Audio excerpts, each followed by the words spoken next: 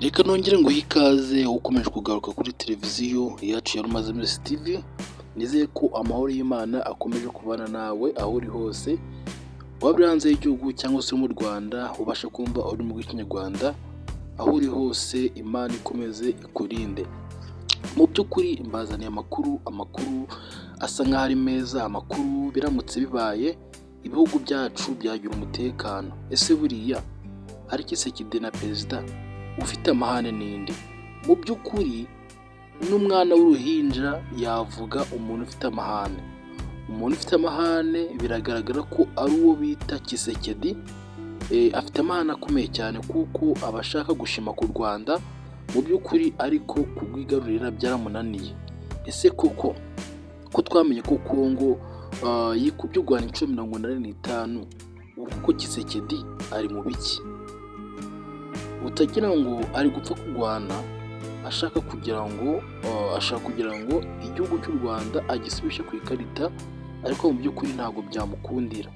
Rero bimaze igihe bicaracara bivugwa ko Tshisekedi na perezida batavuga rumwe, ariko nagira nkubwire ko uyu munsi Tshisekedi ari kugerageza kuba yasaba imbabazi umukuru w'igihugu perezida, ariko perezida Paul Kagame agashyiramo ubwenge bwinshi cyane, kubera ko ni umusaza ujijutse mu mutwe, ni umusaza ufite uburanga, ni umusaza ukomeye cyane, ni umusaza uvuga ijambo ryiza cyane kandi akavuga ijambo rikomeye, ntabwo apfa guhubuka. Rero yavuze ko aramusubiza, ko atapfa guhita afata imyanzuro. Yega mu by'ukuri urabona Kongo kuba yiziritse ku Rwanda, ntimugire ubwoba, Kongo ntabwo yashobora u Rwanda, kuko ntimukabone ngo ikintu kinini, buriya ubugabo si ubutumbi. Ushobora kuba u Rwanda ari ruto ugasanga rwiziritse kuri Kongo rurayihiritse. Mu by'ukuri nibyo koko, Kongo ntiyashima ku Rwanda, ariko buriya ubona ukiriho ukagira ngo ni impuhwe. Abakuru bajya bavuga ngo kubaho k'umushwi ntabwo ari impuhwe z'agaca. Rero nawe uhumura, ntacyo uraba, ufite ingabo nziza cyane arizo bita RDF. Ni ingabo zikomeye cyane, ni ingabo zigwana ndetse ivumbi rigatumuka. Rero reka tugaruke inyuma. Perezida yavuze ko agomba kubanza yabyigaho. Erega hari igihe umuntu akwigiraho inshuti afite icyo agamije.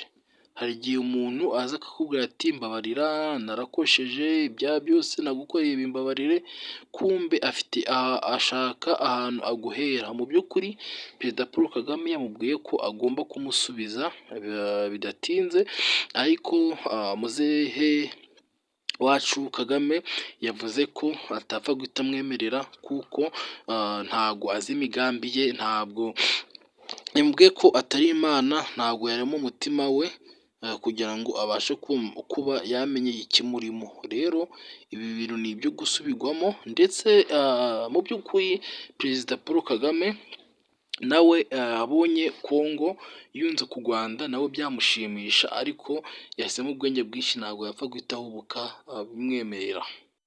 Mu by'ukuri perezida Paul Kagame reka tumugarukeho.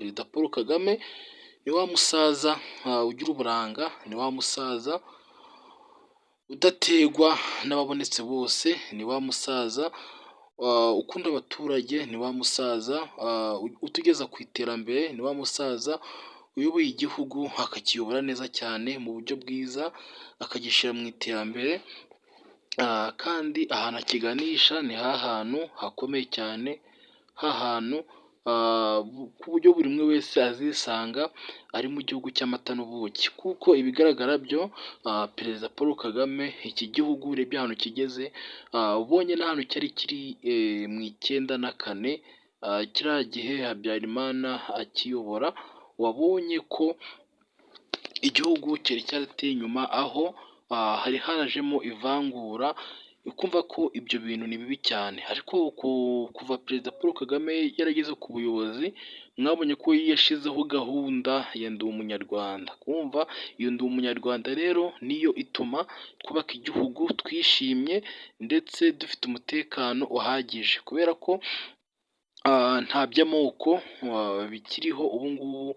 Ni Ndi Umunyarwanda. Nugerageza kubizana ibyo by'amoko avangura, ati wowe ntacyo twavugana, uri iki n'iki, uwo muntu abasha kugerezwa ahantu atazabona uko ahikura. Mu by'ukuri niba wari ufite gahunda yo kuvangura abanyarwanda, ndagira ngo nkumenyeshe ko ibyo bintu ntabwo bizaguhira, ahubwo ibyiza ni uko waba ndi umunyarwanda, kuko ndi umunyarwanda niyo igezweho muri iki gihe, kuko ndi umunyarwanda ituma igihugu cyubakwa neza. Cya gihe usanga igihugu cyubatswe neza kuri fondasiyo y'iterambere. Rero impamvu Perezida Paul Kagame akomeza gushishikariza abanyarwanda kubahana, ni ukugira ngo igihugu kibashe kuba cyatera imbere, kuko nimushihurana igihugu kizatera inyuma. Rero ntabwo twifuza ko u Rwanda rwasubira inyuma ngo rusubire muri 94, ariko ibaze kumva ngo igihugu cyasubiye inyuma, kumva ko ni ibintu biteye ubwoba, kandi ni ibintu buri umwe wese atakishimira. Mu by'ukuri dushaka kugira ngo iki gihugu cy'u Rwanda dufatanyije cyatera imbere, noneho tukibagirwa ibintu byabaye 94, kuko biriya bintu biteye ubwoba, ni ibintu bibi cyane. Perezida Paul Kagame yavuze ko ashaka kongera abandi basirikari. Ubu ngubu igihugu kigifite abasirikari 35,000, ariko perezida yavuze ko ashaka abandi basirikari mu buryo bwo kugira ngo igihugu cyacu gikomeze kigire umutekano, kuko RDF irakora cyane, ni igisirikare twubaha, ndetse igisirikare gitinyitse ku bindi bihugu. Rero nkagira ngo mbasabe gukanda subscribe kugira ngo tubashe kumenya amakuru yose, tubashe kuyabagezaho cyane, kugira ngo mubashe kumenya aho igihugu kigeze. Reka tugaruke inyuma. Tshisekedi mwumvise ko ashaka gusaba imbabazi, ariko mu by'ukuri Trump nawe afite uburakari bukomeye cyane, kubera ko Tshisekedi yigeze kumubesha, amubesha amabuye y'agaciro muri cya gihe byari bikomeye, M23 ifata Goma, kuko Trump yagerageje kugira inama Tshisekedi, uburyo arabikora, uburyo arabagwanya, ariko Trump amugiriye iyo nama, Tshisekedi abasha kumubesha, amubesha amabuye y'agaciro, ariyo bita Diamond. Urumva ko ni ryabuye riba rikomeye cyane, ryabuye ribengerana bita Diamond, iryo buye yari rimubeshe, none nawe afite uburakari bukomeye cyane, yarakariye Tshisekedi, ahubwo Tshisekedi arebye nabi byamukoraho.